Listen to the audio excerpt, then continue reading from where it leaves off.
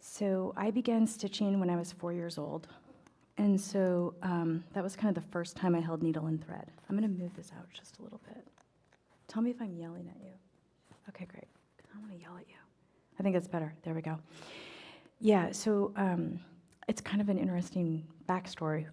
My family owned a very primitive cabin in the foothills of Mount St. Helens before it erupted. And my dad loved it up there. And when I say primitive, we actually had a propane generator and an outhouse. So not a fancy cabin. We had no TV, no radio. We didn't even have a phone line until I was probably in my teens.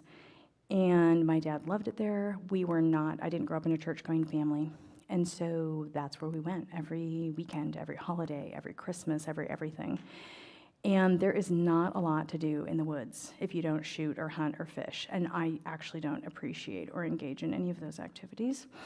And because of that, I was stuck in the cabin a lot. And so handwork was really all there was to do. And so, so I actually began sewing, like just very primitive sewing when I was about 4. But by the time I was about 7, I got my first sewing machine when I was 8. And I was hand sewing that whole time. And by the time I was 7 or 8, I've pretty much had a continuous project going since then. I really fell in the deep end, and I made a lot of my clothes in high school and all that kind of thing. I started my vestment apprenticeship when I was 24, and so that was like a full 3-year apprenticeship. Yeah, so I've been making for pretty much my entire life. Yeah, so it's kind of funny. It's very funny because I grew up in this blue-collar family, and it never even occurred to me that people who did stuff like sewing and tailoring could actually, that could be your job. It wasn't until my 20s that I realized, oh wait, I could actually do this as a job. Because I tried other jobs and I hated them. I worked as a secretary and I worked in a pharmacy and did different things, and nothing was a good fit for me. All I wanted to do was count the minutes till my days off so I could go home and sew. So it was a good fit, yeah. And I just realized, are my earrings gonna keep banging into that? Is that gonna give bad feedback? Are we okay? Okay, great, okay. Okay, great.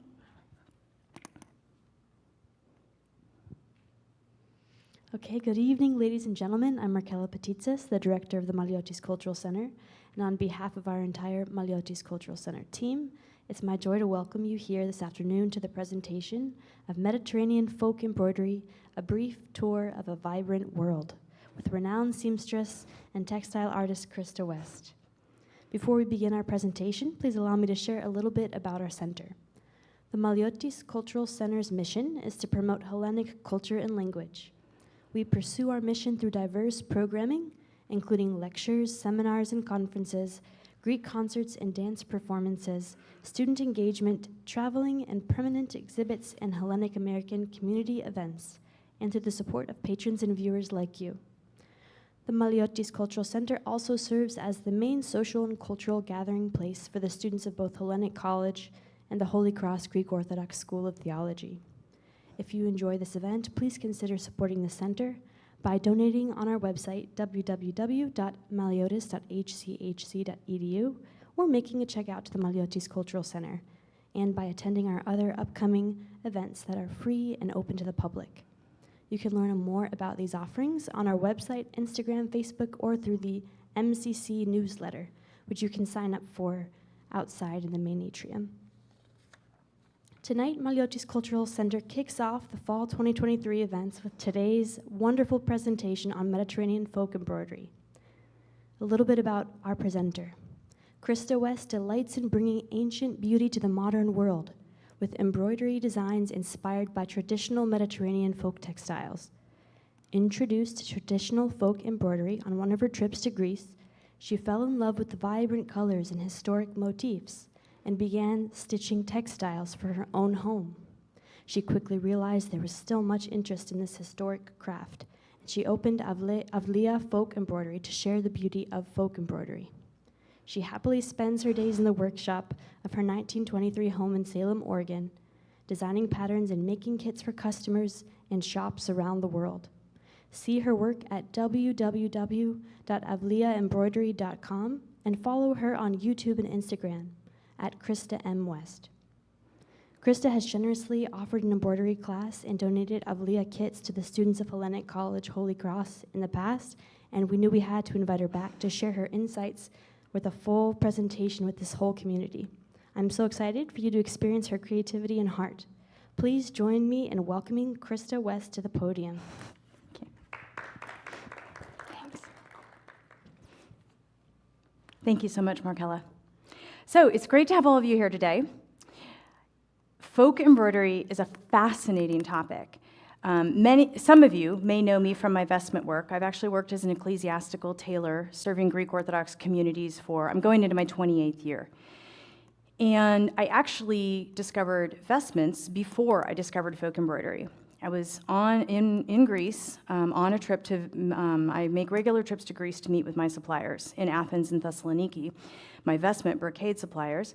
And I was in the waiting room of one of my suppliers in Athens, and I was sitting there waiting my turn, and I was stitching a little something that I brought on the plane with me to keep me busy, because I don't really sit still very well. And he looked at that and he said, "You like that?" And I said, "What, like this, like embroidery?" He's like, "Yeah, it's called kenthima. I love it." And I was like, "Yeah, of course I love it." And he's like, "Okay, let's go." And I'm sitting there thinking, I just flew 6,000 miles to buy brocades. This meeting is really actually quite important that we actually, order all of this year's brocades. And he wants to take me on a walking tour of Athens. And I'm thinking, I don't have time for this. And I'm suddenly panicked. I'm like, when am I gonna get my brocade order in? This is really important. And he's like, "Let's go." And we're going out the door. And I'm like, okay, I just gotta follow him. So I start following him, twisting and turning. And several blocks away, he took me into an egrohiro shop, which many of you may already know is a handwork shop in Greece. And they're a little different than the way fabric stores work in the US, because it tends to be all the crafts together in one place. And so in that shop, there was some yarn and some fabric and different things, and I thought, oh, this is really sweet. And he said, no, look at the books, and there's some books. And I turn the page, and I see some very sort of sentimental cross-stitch. And I think to myself, oh no, not sentimental cross-stitch again, because I had turned up my nose to sentimental cross-stitch in the late 80s and 90s when those of you who stitch or do any sort of making, and were alive then, know that it was really sentimental. We're talking a lot of ducks and a lot of geese and a lot of precious moments. And I wanted nothing to do with that when I was 19 years old, and my mother was doing cross-stitch, and I'm like, oh, no. So I was very snobby about it, and I went off and did Amish hand quilting and American Deerfield work, which are very, very arcane forms of handwork. And I was living in my little historical bubble, and I'm here in Greece, and I think, great, here's the sentimental cross-stitch again. So I'm trying to be really polite. I'm like, oh, that's so nice, thank you so much for showing me this. And he's like, no, keep looking. And I start turning the pages, and I suddenly look at this stunning design, very similar to one of these, that I'll show you in a minute, of this clearly Byzantine-inspired textile. And I'm blown away. I stand there, and I literally feel like the angels are saying, whoa, and I'm like, whoa, I feel like a little column of light has come down on me, and I'm like, I just feel literally like this epiphany. And I'm like, I have no idea that what I know as cross-stitch could be this. And I start turning the page, and page after page after page are these traditional, amazing embroideries, things like this. And I'm thinking to myself, what is this world? I had not seen it, because all of my research and study had all been into the liturgical embroidery field, which is quite different and comes out of gold work and metal work and more on velvet and things like that. And it's very different than the folk traditions. I mean, there is some shared commonality, but the folk tradition is much more on cotton and linen and with silk threads and cotton threads and different things. And I'm looking at this going, oh, this is totally different than what I expected. And I'm blown away. I start okay, I'll take that pattern and that pattern. I have to absorb this. I have to take this home. And I go to put the book away. She's like, oh, no, there's more. And I look under the table, and there's 20 more books. 3 hours later, I had to buy a suitcase from a vendor in Athens to be able to just get it all back to my hotel room. And I literally just fell in off the deep end of folk embroidery. I was so taken with the colors and the motifs and the geometry and the historicity of it, and I began stitching for my own home. I also really felt like folk embroidery was a bookend that I didn't know was missing. And when I say that, what I really refer to is that I had worked in the very rarefied world, the very sort of very, very intricate, ornate, specific world of Greek Orthodox vestments. For at that point, probably, it was about maybe 10 or 12 years ago. So at that point, I've been working for well over a decade making vestments. And one of the things that was the parts of my job that I hated the most about making vestments, if I can speak very frankly, was having to convince people that beauty was necessary. I sort of felt like if you've gotten to the point where you're in a church and you find yourself in a tradition where they have vestments, like, I really shouldn't be here having to convince you that you need beautiful stuff. And that, I found it very discouraging. It was a hugely discouraging part of my work, is that I was constantly having to convince people, you need beautiful stuff in your church. Yes, you can wear flowers. No, it doesn't have to have teeny tiny crosses all over it to make sure that everybody knows that you're a Christian. It's good. You're in an Orthodox church. We've got that part down. We're good.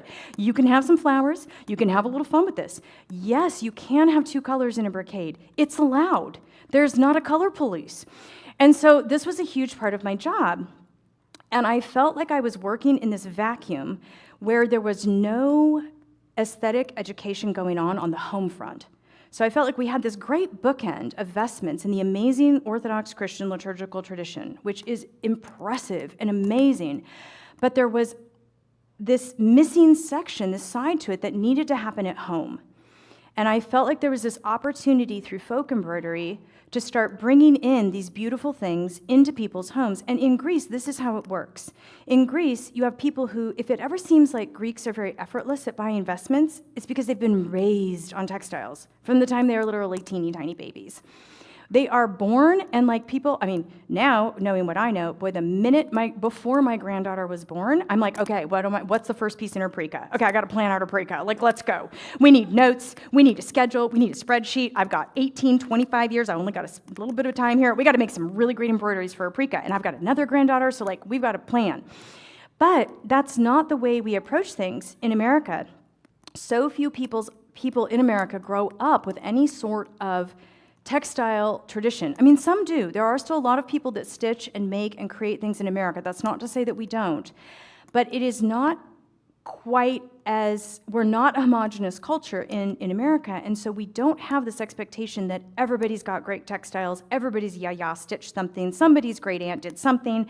By the time Greeks are 5 years old, they've probably seen at least three things that we in America would only see in a museum. And after working like boots on the ground with vestments and with Orthodox communities, I really felt that this was the piece that was missing, that we needed to start encouraging people to express beauty, specifically textile beauty, because that's my wheelhouse, in their homes. And the way I realized we could do that is through folk embroidery. So I began with I just had a couple of kits and a couple of designs, and I thought, oh, let's see what happens. We opened with I think it was 8 designs in the end of 2017. And in 2018, I got a last-minute spot at a wholesale needlework convention. And I went, and that was where we got discovered. We got picked up by a national distributor. I was stunned. I was like, whoa, what's happening? And suddenly I have other designers coming up and giving me all sorts of advice and saying, you need to grow your line and like blah, blah, blah. And it was really kind of a little bit overwhelming at the time, because I was like, well, I'm actually still like going home to make 20 sets of vestments this month. So I got home and thought about it and was like, okay, I actually think that this could be a really great way for more Orthodox families and more Orthodox people to have access to this tradition. So let's try creating some more patterns and some more kits. And that was 2018. So by the summer of 2018, my designs were starting to be carried in a few shops around the United States.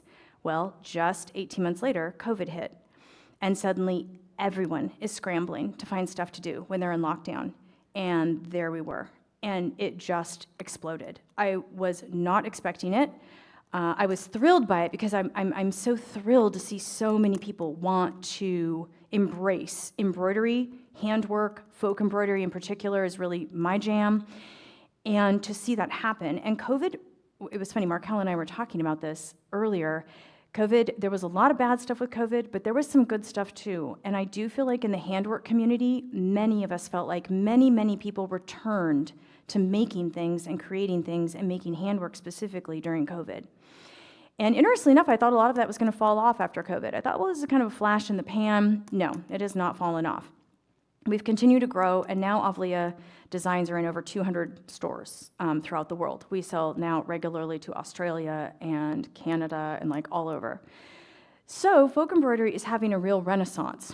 A lot of people have gone through kind of this experience of having a lot more sort of whimsical and sentimental folk embroidery in the embroidery industry, and they're ready for something that has a little bit more depth, a little bit more connection to history, and something that you can actually use.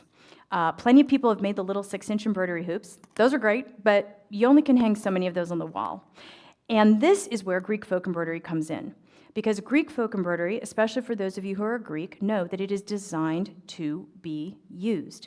There are cushion covers, table runners. I always joke that in Greece, all the women have a motto, no table uncovered. Because like every table needs to have like a covering on it, or there's these beautiful cushions, or we do rugs, or things like this. And this is so important because it connects this beauty, this beautiful ornate imagery and motifs and colors to actual real life. So now I still am making investments. My husband has actually come alongside. My husband is a retired priest, and he has come alongside and is now helping out in the workshop because there is just so much demand for folk embroidery right now. And so to be able to meet that need. So now I do a lot with folk embroidery, and I actually do a lot of Zoom lectures now all over with embroidery guilds and different organizations on folk embroidery.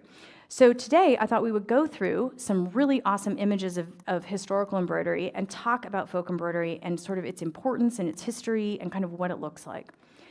I also brought a lot of samples with me, so if you have questions, just let me know. And then when I finish, we'll do a Q&A, and you can ask me anything that I maybe missed or didn't cover.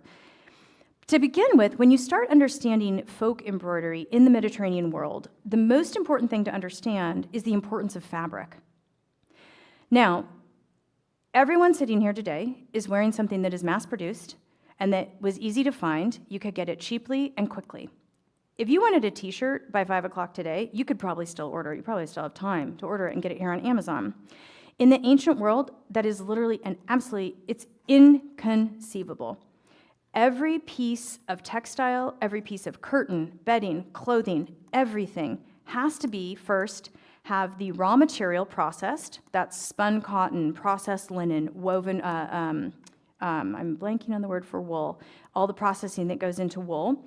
And then it has to be spun into a fiber, and then that fiber has to be woven into a piece of cloth, and then that piece of cloth then has to be sewn and processed, and then it has to be ornamented. This is a multiple-step process, and most people today really do not understand how much of an amazing change this has been in human history in roughly less than 150 years.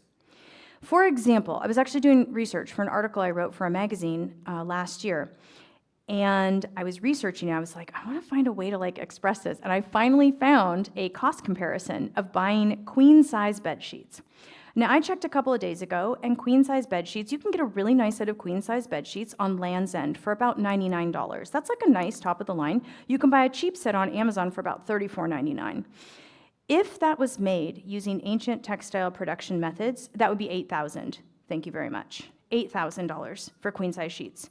So now we put that in context and realize, oh, this is why people in the Middle Ages actually listed their sheets in their wills. Who's going to do that? I'm not going to do that. I'm not going to say, okay, the flowered sheets, the blue sheets, the pink sheets. No. But in medieval lists of wills and lists of assets, there are numerous recountings of this set of linen sheets or this set of clothing or this set of this.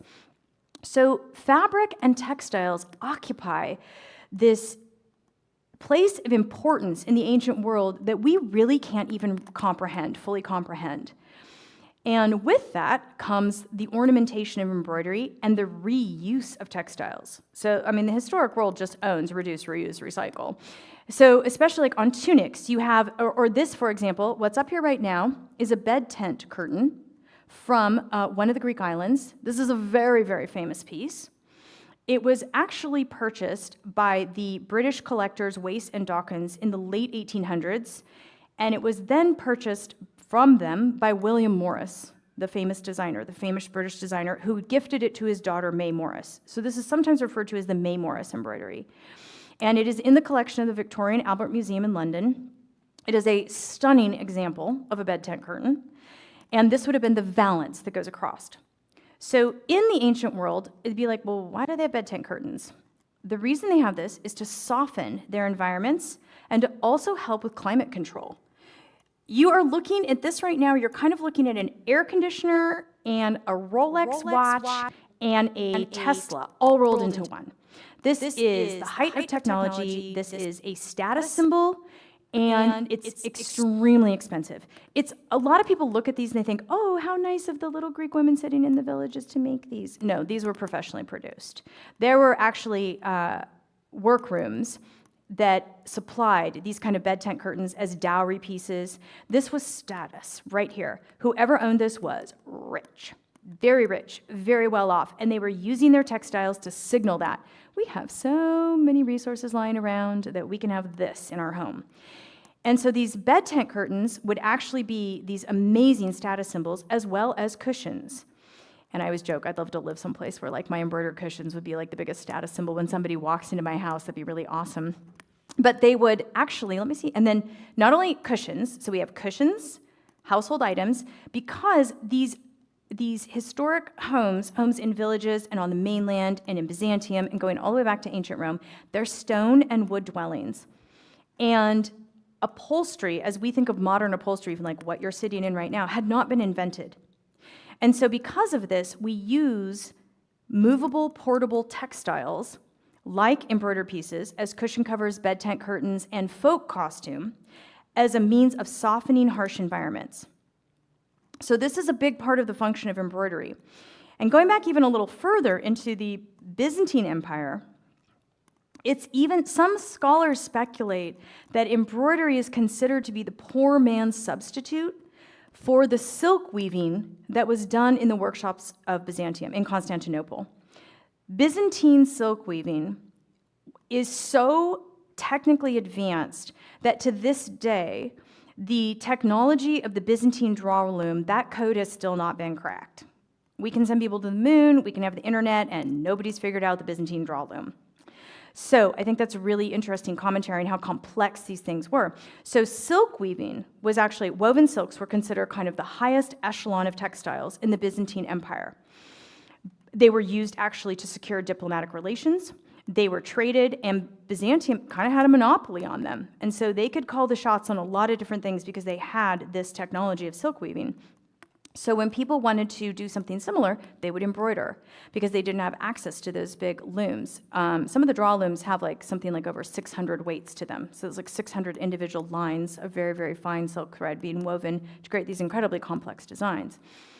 Those of you who are interested in that scholastically, I would strongly recommend the work of Elizabeth Mathesius. She's kind of considered the world expert, or was considered the world expert on Byzantine silk weaving. Her work's amazing. It's very technical. Her books are very technical, but it's really interesting. So you have this world in which we've got these stone and wood dwellings, and we need them softened. And then the other kind of component to this that I run into this a lot. People kind of think of people like stitching or making embroidery on the Greek islands as sort of like Little House on the Prairie Greek edition. Like they're just there and they're getting by on their own and they're pulling themselves by their bootstraps and making everything, you know, no, they're not. We're talking about the Mediterranean Sea. So there's all of this maritime trade going on, and all this maritime trade has been going on for literally millennia. And so there are textiles coming in, textiles going out, things that are made in Naxos are going out and being sold in Venice, things that are pattern books from Venice. Pattern books from France are actually, there are some French pattern books that I think date to just after the invention of the printing press that are actually, we can date certain designs in Greece to those French pattern books. So they were clearly making their way. So we've got people sailing in, people sailing out, people bringing embroideries, people selling embroideries. So there's this whole cross-pollination going on in this world, which is why you will see so many different styles of embroidery. Then added to that, so we have the stone and wood buildings, we have textiles as a status symbol, and then we have folk costume. Folk costume and I will encourage all of you to please take the time and look at the amazing lithographs here in Maliotis. I took pictures of all of them, that line the walls here, because they are wonderful, wonderful vintage lithographs of Greek folk culture from different eras and different islands and different areas of Greece, not just the islands. Actually, I'm going to make a quick little sidebar there.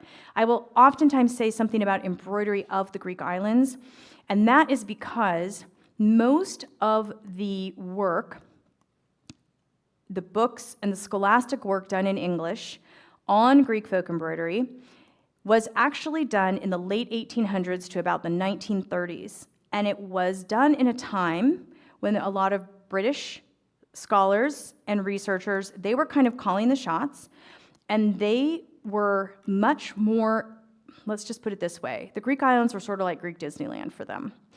And they really focused on the Greek islands because of Lord Byron, and they just had this very sort of idealistic approach to the Greek islands, and they completely ignored the Greek mainland. And so there's not a lot of books in English on embroidery on the Greek mainland.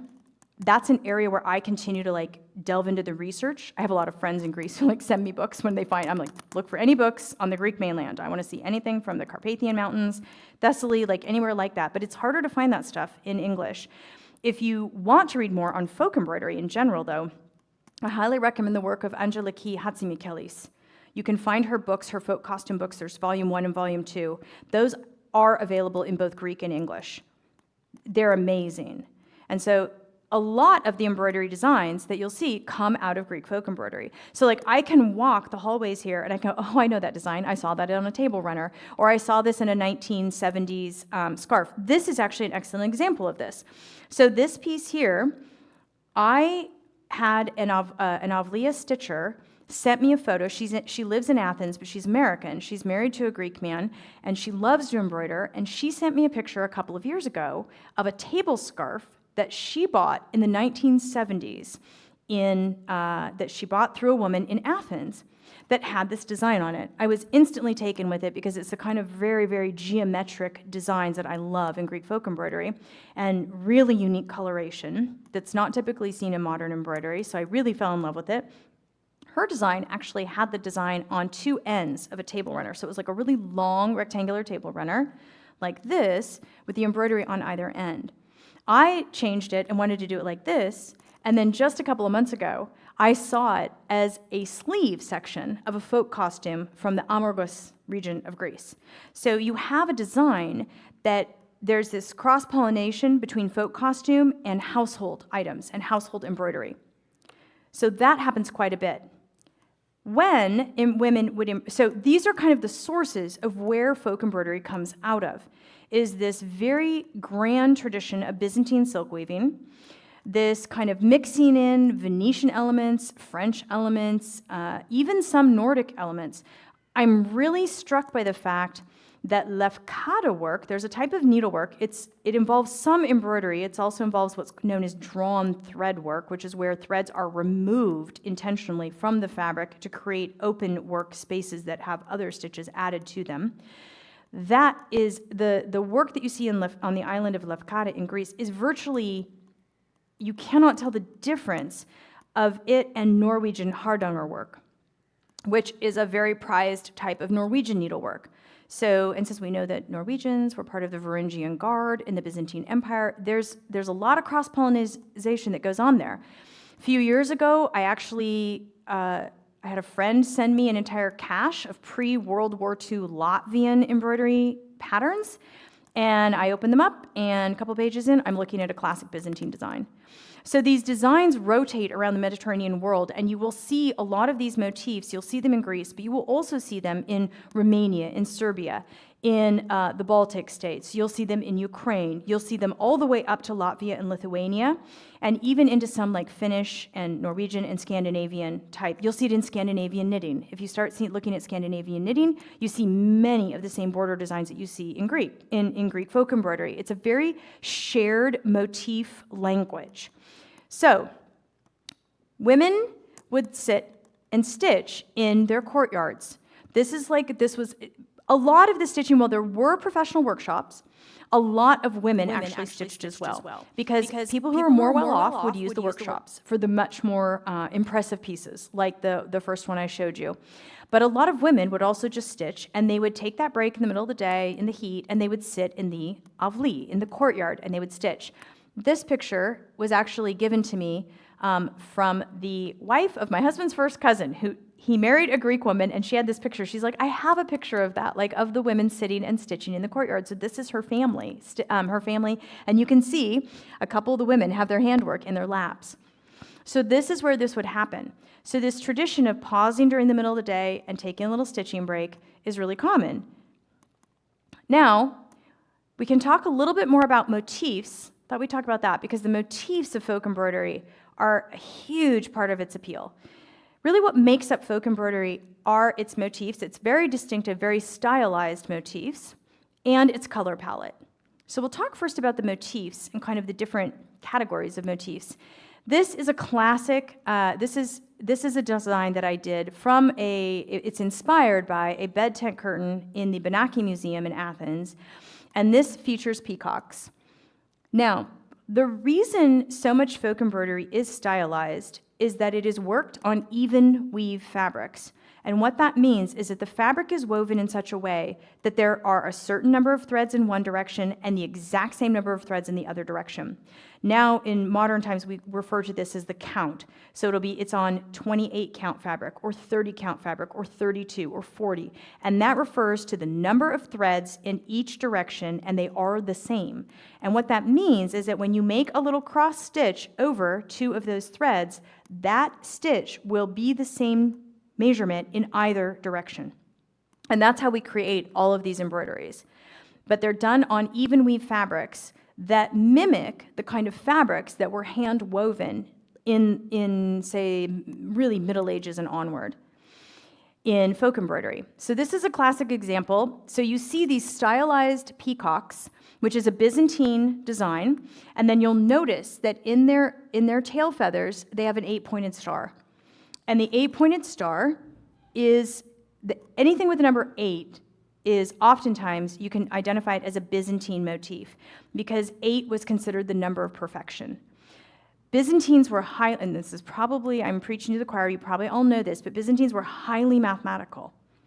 And they loved mathematical regularity and symmetry and all of that, all of these patterns. And numerical symbology was a big deal, especially in Byzantine art. And it comes from the idea of the 8th day, so the heavenly day. So when you see the 8, it's pretty easy to know that that probably came from a Byzantine source. Not always. You'll see a lot of 8-pointed stars and things in like Ukrainian work and Romanian work and that sort of a thing, but it wouldn't be a stretch to say that those kind of go back to Byzantine art. So we have the 8-pointed star in the middle of each peacock fan, but then also on this one, you'll notice that we have cypress trees. The green trees, this is so bright that the pointer can't show you, but I think you can all see the cypress trees here, the green trees here. Those are a symbol going all the way back to Roman times of both death and immortality. So if you visit Greece and you walk around and you go to, say, the Archaeological Museum in Thessaloniki has an amazing collection of sarcophagi. They're kind of just like out in the backyard, which just cracks me up as someone who's like totally American. I'm like, they just have a ton of these sarcophagi just out in the backyard behind the museum. And there they are. But if you walk along, that motif of the cypress tree, you'll see that over and over and over again on those sarcophagi. So that's this design. And then an urn, very common, the urn shape in the middle, and using the urn to anchor a design is very, very common. We see a variation of this in early American embroidery work with a motif called the terra firma. And in early American Deerfield work, which is mimicking Indian chintz work, which is mimicking Persian work, which is a similar origin point for many Byzantine designs, you'll see this idea of a central little mound or hillock and then branches coming out of it.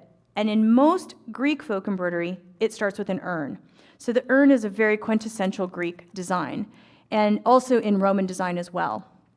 And then we have serrated tulips on this one, as well as more birds. We have more birds. Love the birds. Oh my word.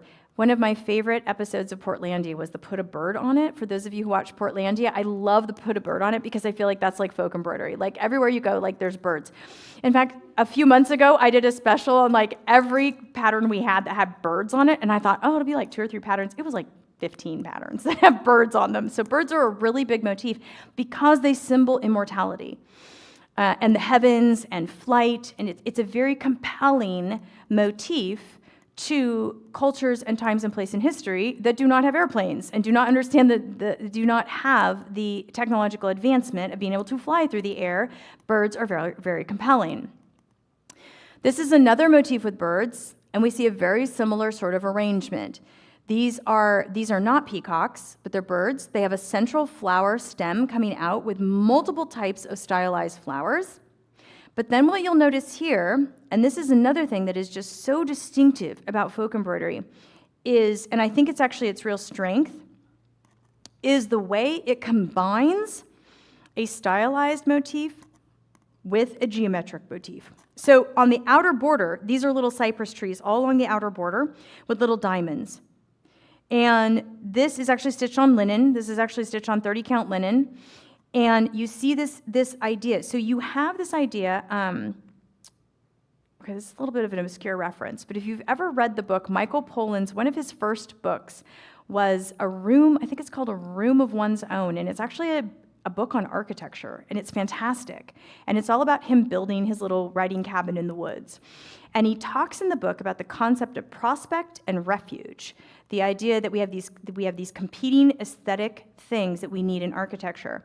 And I would say that in embroidery, we have the same idea. We need those stylized designs. We need the flowers and the birds and the things like that, but we need that geometry to ground it. And this is, I think, right now why folk embroidery is really taking hold in the United States and in North America, is that people have seen plenty of embroidery motifs, things that they use in crafting that are very sentimental and have the stylized motif, but it's not grounded by that geometry. And there's something kind of magical about that when you combine these two. What have we got next? This is another design that comes out of folk embroidery, and this is, you can see that border, that geometric border idea taken to like the nth degree. So here we have extremely strong border motifs that are all working together. There are actually 1, 2, 3, 4, 5. There are like 6 different elements in those outer borders that are repeated on either side. And it's all of those working together, creating different ways your eyes want to move. Like your eyes kind of want to follow the little diamonds that are kind of leaning over to the side, but then you've got the little kind of like little stylized floral on the very outer edges that's kind of pointing the opposite direction. And so you get this, and then you've got the center motif, which is very grounded and looks kind of like a stylized flower. So you have this idea of geometry and stylization working together in folk embroidery. Let's see what our next one is. This is another excellent example of it. This is a design that is actually from the island of Nisiros, and it features an arrow motif. When we see this kind of diamond motif here, you see the blue one and then the green one in the close-up photo on the right. That is an arrow design. In each of those is like a little ornamental design and then a leaf. But again, we have these very stylized designs, this very stylized floral design in the triangle, and we have the leaves and things like that, but everything is grounded and bordered with these very geometric designs, even if they're rather simple. This little tiny kind of, it's almost like a meander, these are little 2-stitch meanders on the outer edge, very, very common. And there's something about that energy that creates. This also has a very traditional folk colorway. On this one, I decided to keep it as close to the original as possible with the use of this photo is a little bit blue, but it's a little bit more of a warm blue, and then an olive green and a terracotta red, and then a deep warm blue. Very classic Greek folk color palette. Red being the most common color in a Greek folk palette, but always with the warm blues, the olive greens, the soft yellows, and usually a fair amount of black as well. So I'll talk about color a little bit more in just a second. Here's another this is another design adapted from a cushion a cushion from a Greek island cushion. This one is from the Telos region. And this one, you can see, almost looks Art Deco. You can really see kind of the echoes of Art Deco. When Art Deco rolls around in the 1920s and 30s, you can see a lot of Byzantine and embroidery elements in Art Deco. If any Downton Abbey fans out there, you can just watch through and go, oh, that's from a folk costume, or that's from this, or that's from that. So this actually has a quatrefoil, it's basically like a stylized flower in a pattern of 4, which creates a cross design. That's a quatrefoil. And then it also has these beautiful, delicate, stylized tulips. That's why this design works so well, is you have that very, very strong geometric, but now you've got this very delicate kind of graceful flower offsetting it. So this idea of contrast is really kind of the bedrock of folk embroidery. This is a stack of cushions in our workshop, and this is a couple of those with another one. And this is kind of how they would have been displayed in a Greek island home or in a Greek home, starting in probably like I would say probably the early 1700s, maybe even earlier and onwards. And this was a status symbol. If you walked into a Greek home and you're like, whoa, nice cushions. So this basically says we have the time, the leisure, the resources to create these beautiful items for our home.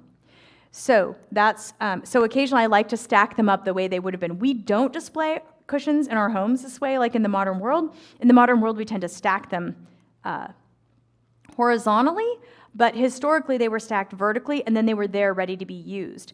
Interestingly enough, a lot of what I do as a designer is actually creating corners to designs, because in all of the historic embroideries for cushion covers, it's usually only 1 or 3 sides are done, but they didn't have access to any sort of mirroring technology. They didn't have graph paper. They didn't have mirrors to create a design that then mirrors itself around the corner. So that's a lot of what I do with some of the older designs, is I actually create corners for them because the originals don't have them. And many historic cushion covers actually only have embroidery on 3 sides because that's all that was visible. And so you didn't really need to embroider that 4th side, because if they're stacked up against a bed or a wall or on a bench, a low bench, you don't need to have that last side embroidered, so like, why waste the time? So, okay, let's see here. Our next one. Oh, this is actually a fabulous design. This is a ornamental design, an ornamental motif, we call this a single motif, and this one's very elaborate. Lots going on here. We have both a diamond superimposed over a square to create sort of an 8-sided element, so we're getting that 8 reference point, that Byzantine reference point. We have 8-pointed stars, we have tulips, we have vine work, we have all sorts of things going on here. This single motif is about 8,000 stitches. To put that in perspective, that would take me about 3 weeks to stitch, and I stitch 2 to 4 hours a day. So it's a lot of stitching. On the bed tent curtains from Kos and Rhodes, there would be 50 or 60 of these in a single curtain. So we're talking almost millions of stitches. It's a phenomenal amount of stitching. It's part of why we know it couldn't really have been produced by one person. You'd need multiple people working on that. So, I mean, for me, for as much as I stitch each year, I could probably I stitch roughly about a couple 100,000 stitches a year. So for me, I would basically be able to do just a few of these in a single year. So that's why we know that there's workshops. So these are sometimes used, just basically they'll do them in rows with lots of negative space, lots of white space around them, and they're striking. That's something you can Google image, curtains, island of Greece, Rhodes, or Kos, K-O-S.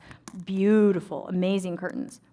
Okay, this is another design that really shows the specific coloration, the kind of colors that are used, as well as, again, this one is a highly stylized design.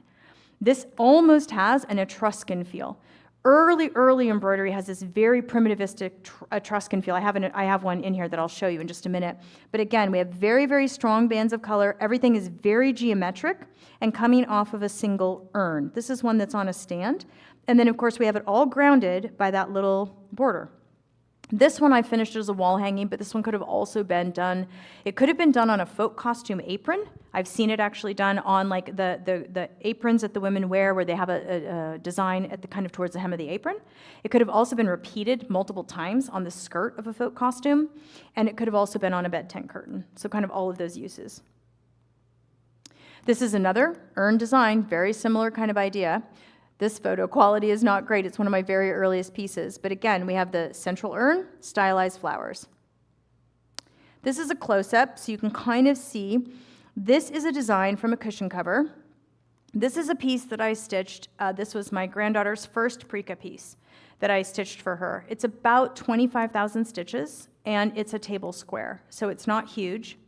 For those of you who are not familiar with the Prica tradition, it's a tradition in Greek families in which female family members will create a collection of handmade embroideries, and sometimes they'll add them, there are still shops in Thessaloniki and Athens that specialize in really beautiful handmade work. So sometimes they'll buy them, and sometimes they'll make them themselves.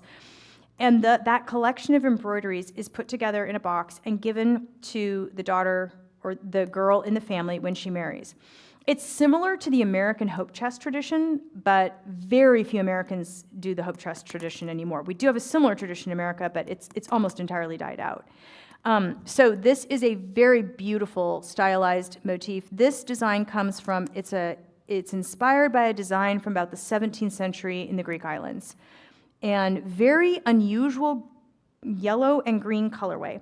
You will see some Greek embroideries in yellow and green, but typically what you see is green mixed with red or yellow mixed with red, rarely yellow and green together on their own. So this is kind of a distinctive piece. Okay, we've got just a couple more. The Etruscan piece. So this one is a really great place to talk about color. Another thing that makes Greek folk embroidery so distinctive is its color palette, which tends to be terracotta, warm blues, soft olive greens, golds, a neutral, like a taupe color, or like a kind of a mocha brown color, kind of a grayish color, black. Sometimes you'll see a crew or like cream colors, but no modern colors such as very little orange, tends to be more of a warm coral. And that's because that is actually a variation of a red madder dye stuff. So we don't tend to see very much orange. That color that you're seeing here is actually, that's not orange, it's an actual coral color. And also, none of the color that we today call purple. And I promise you, I will not get on my soapbox right now about Tyrian purple. We can save that for another day in another lecture. But the takeaway is that Tyrian purple is not purple. The color Tyrian purple that was the preeminent color in the Byzantine Empire and reserved only for nobility or the emperor himself is actually the color that we call burgundy. And so that you will see a fair amount of in folk embroidery. You'll see a color, we use a floss color called rosewood, which is actually really close to it. It's very dark and it's almost like a brownish burgundy. Pliny the Elder called it, I believe, reflective by the color of clotted blood, but yet reflective by light. And so it's this very unique kind of brownish burgundy color with a number of variations, but definitely not the color that we call purple. And so when people kind of will tell me, I just love the colors in folk embroidery, they're so distinctive, most of what they're actually reacting to is the fact that there is no modern purple in them.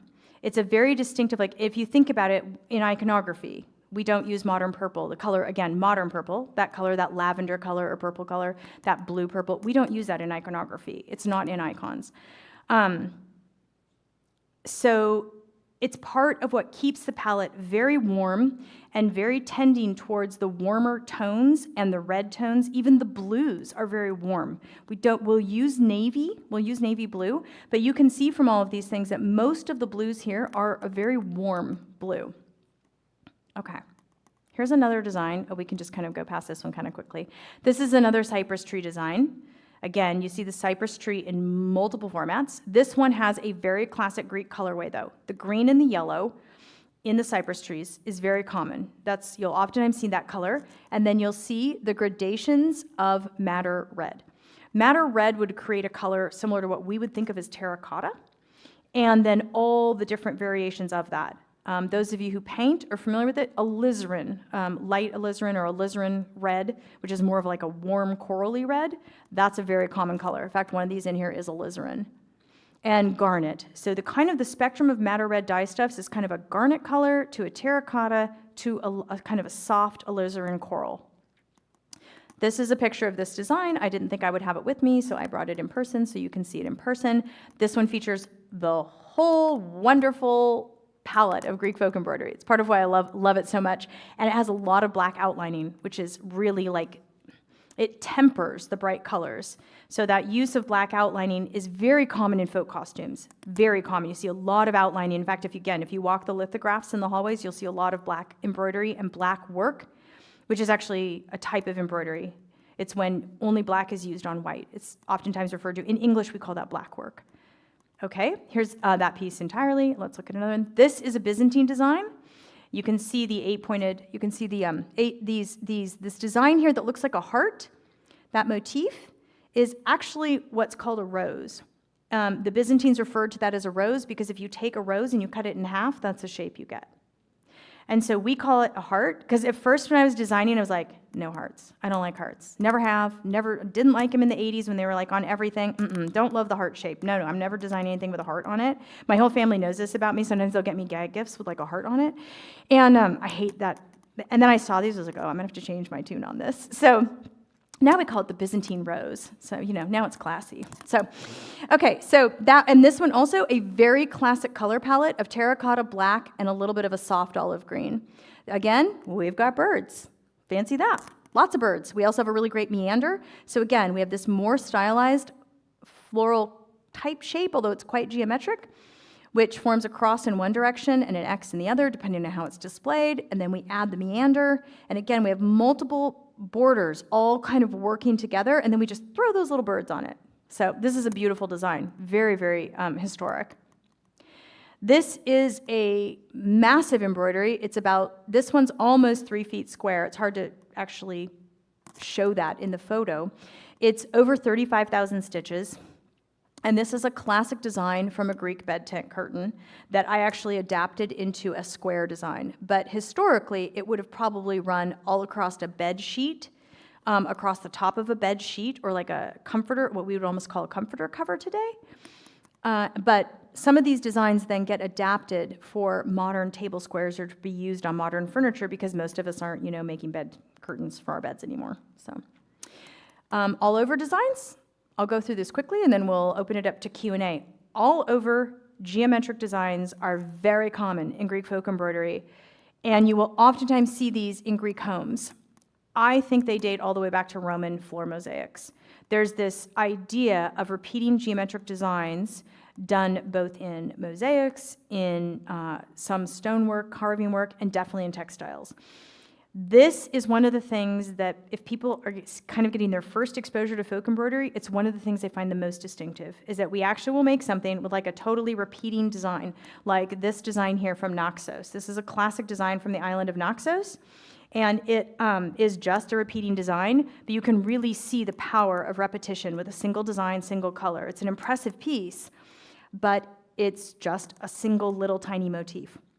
This is also very good, and one of the things that people are kind of coming back to folk embroidery in general is the meditative quality of it.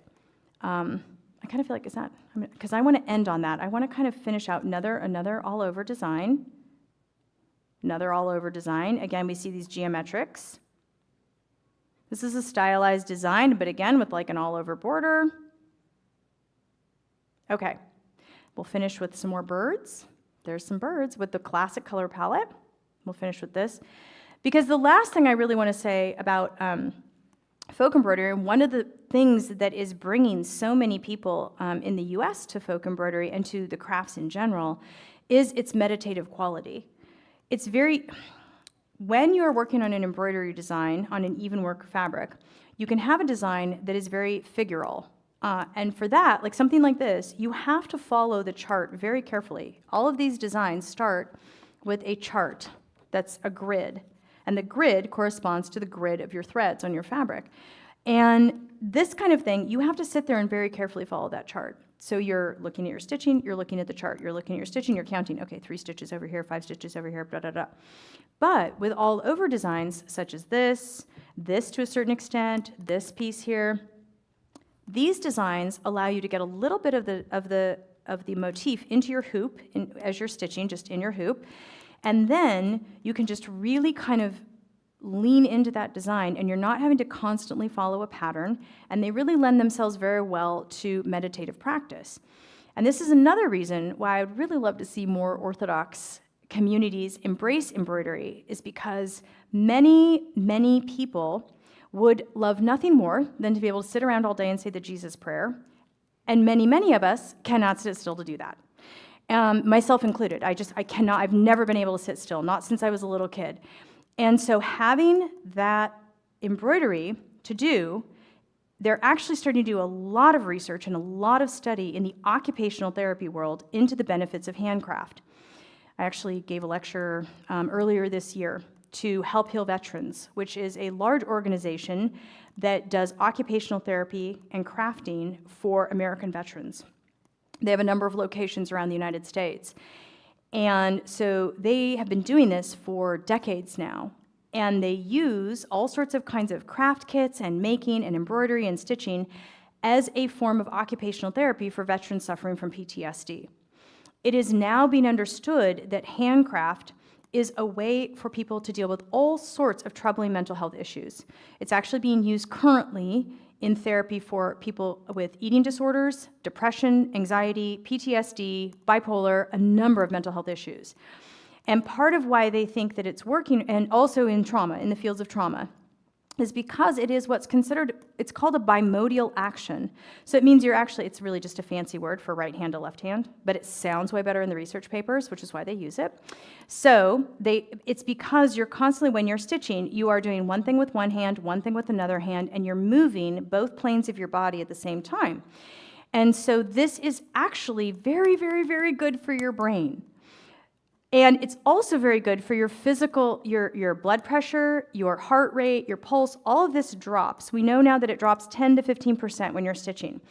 And I'm actually kind of living proof of that because I've been stitching now for decades, and I have the resting pulse of a triathlete. I have a resting pulse of 53, which is incredibly low for someone of my age.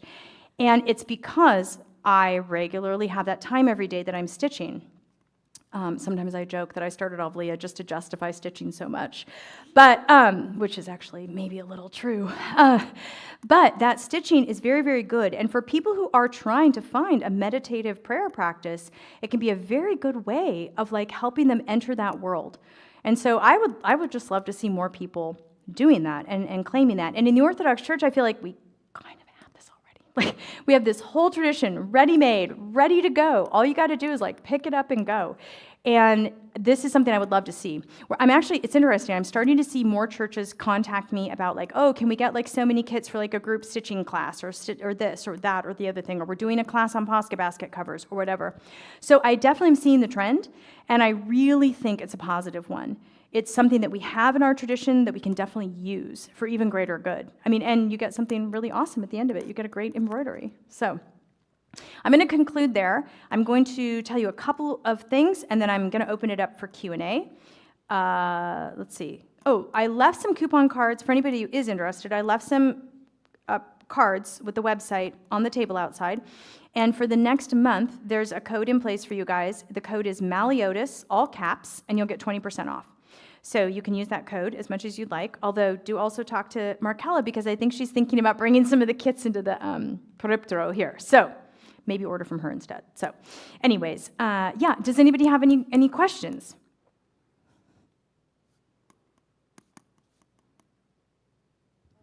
Yes. Oh, and if you have questions about vestments, I'm okay with that too. I'm used to it, yeah. So I'm Cappadocian Greek myself, and the traditional like dresses and like, yeah, I'm trying to incorporate that into a more masculine design because I just fell in love with the borders. Absolutely. So you're looking at doing something that's a cushion cover, a table runner, something like that. Yeah. I actually, this is fun fact, as an embroidery designer, I have one of the largest following of male stitchers in the entire United States because I do so many geometric designs. The Cappadocian stuff is beautiful. So really all you're going to want to do is you're going to want to look at those folk costumes. If you have pictures, send them to me. But you're going to want to look at those more geometric things, but you can totally adapt those things. Yeah, because you're not going to go around and wear, a women's folk costume. Yeah. No. But if you want to incorporate that in, absolutely, yeah. So I noticed a lot with the patterns, they use more of like a bead type Oh, thing? yes. Some embroidery does incorporate beading, yes. And actually, you can do that. You can incorporate beading in. There's a type of embroidery work called lacé work, which is like metal. It's like metal threads and beading, and that's a specific type. It actually it combines 3 different types of embroidery skills: metal thread work, cross stitch, beads, and the lacé, which is like we call it needle lace in English. And you can definitely do that. You can actually add beads to any embroidery you want, and you just get them on Amazon. Yeah, that's very easy. You can definitely incorporate that in. Some folk costumes have the beading. Some also have more metal work in them. You can incorporate any of that into your embroidery. Absolutely. Thank you so much. Absolutely, yeah.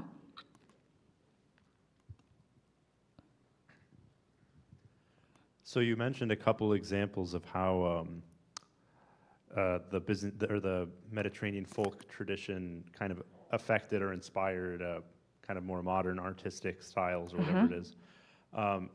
In the contemporary folk stitching tradition, do you see the opposite happening, like modern styles affecting the modern tradition? And I guess more broadly, do you see the folk tradition, folk stitching tradition, embroidery tradition developing into any kind of contemporary expressions? Oh, 100%, absolutely. You've got the textiles of Frank Lloyd Wright. Most people think of Frank Lloyd Wright in the 1930s through the 1970s. You think of his buildings as basically just being buildings, but what most people don't realize is that for every house and place he made, Frank Lloyd Wright also designed textiles to go with them. And you have the whole arts and crafts textile tradition. A lot of those are drawing out of the medieval and Byzantine tradition. So after the fall of Constantinople, a lot of people think, oh, Byzantine art is dead. No, it's not dead. It's all those artisans get scattered all over Europe. And so they go into all of these different artistic traditions. In fact, I believe it's every European court actually has some element of Byzantine court dress still today in their court dress. And so you see this going out around the world. And it very much, you see it popping up in Art Deco. You see it, well, actually, really in America, it starts with Gothic Revival, neoclassical traditions, all of that coming in. Americans have a long love affair with Greek everything. So Greek culture, Greek architecture, all that kind of stuff. And then you have it coming into the modern age. Yeah, we're definitely talking the Bauhaus tradition, Frank Lloyd Wright, a lot of modern architecture, all the way through, I would really even say, I mean, some of the 90s minimalist skyscraper. You look at some of that stuff and it's like, wow, that looks kind of like an all-over geometric folk embroidery pattern. So you definitely do see that. I definitely see that influencing modern traditions.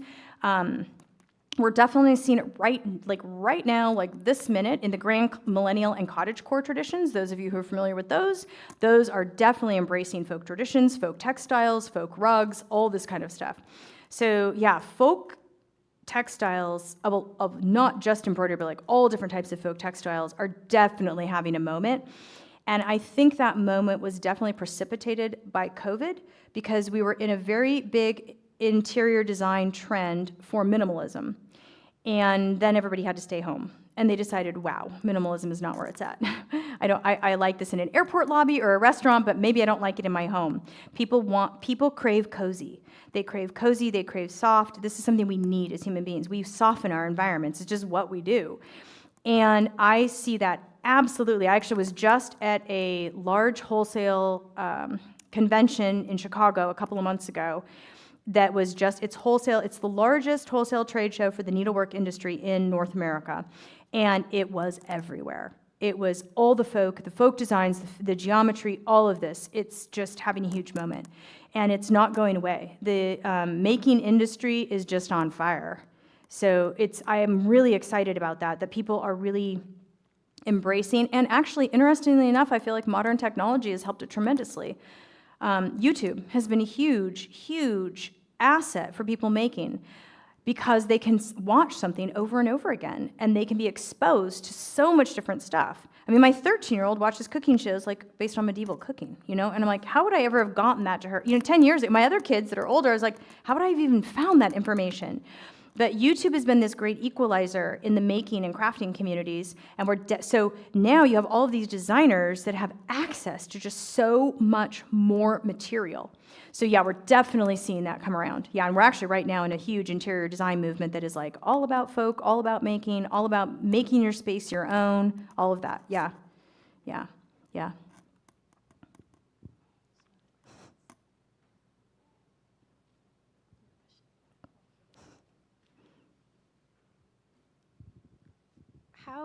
How is the thread typically dyed?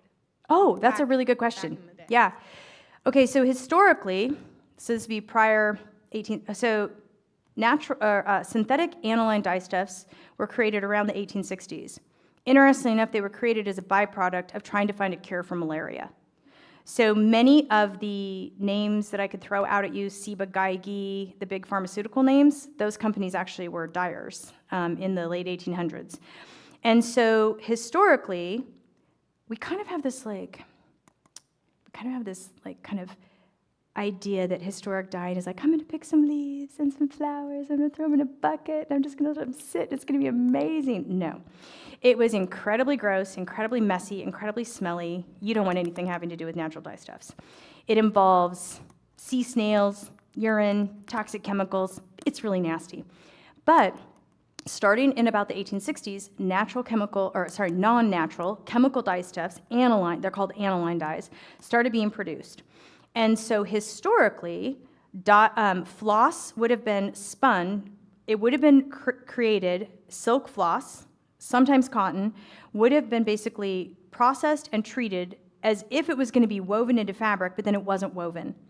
And some of that, and then sometimes it's given a twist, and sometimes it's not. So like, for example, some of the distinctive embroideries of Naxos feature a type of untwisted silk floss, which creates this real sense of fullness in the stitch, and so you don't really see the cross, you just see like, it almost is very pixelated looking. But with the advent of synthetic dyes, suddenly all dyed floss was just much easier to get, it was much cheaper, and it was much more color fast, which means it can be washed. So today, the most common floss used in Greece is classic old DMC floss. It's actually what I put in almost all of my kits. I'm experimenting now in using wool and other things like that. The reason I don't use silk today is because it's not color fast. It can't go through a washing machine. And the silk industry has gone through some real ups and downs over the last couple of decades, so it's actually very hard to get high quality silk. But DMC today is it's dyed in synthetic dye stuffs, and it's wound onto these cones. These are 2,200 meter cones of embroidery floss. This is what we use in the workshop. These are, of course, partials and different ones. They're about this big, and those are actually synthetically dyed. There is a flourishing industry for hand-dyed flosses. Just like there is in the knitting industry where people are doing hand-dyed knitting, okay, the same thing in the embroidery industry, but again, you oftentimes do not have any color fastness. So the reason we don't use those in folk embroidery is because those flosses are designed to stitch something, put it behind glass, frame it, and put it on a wall. If you're gonna use it, and then anything's gonna get on it, a drop of water, whatever, it's like then the floss is gonna like bleed out all of its natural dye stuff and ruin the piece. So that's why we don't use them. But a lot of designers in the embroidery world do, but they're all designed for things to be put behind glass on a wall. It's a different kind of embroidery. Yeah, so that they're dyed chemically. Yeah, kind of a long answer to that, but yeah. Question?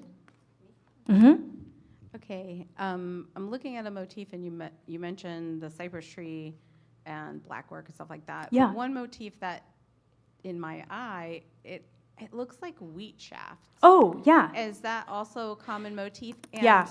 And then like kind of related, but not related, I guess, is that it seems like I see the wheat motif maybe in a more northern part of Greece. Same Yes. thing, central Greece, you Yes. see blackwork a lot Yes. more, and then Yes. you see other things. So I was just wondering if there's, you have Byzantine or whatever, if there's like a kind of a historical movement or influence one way or Yes. the other where you would see the blackwork and the wheat motif. Yes, there are, and there are regional stylistic differences, absolutely.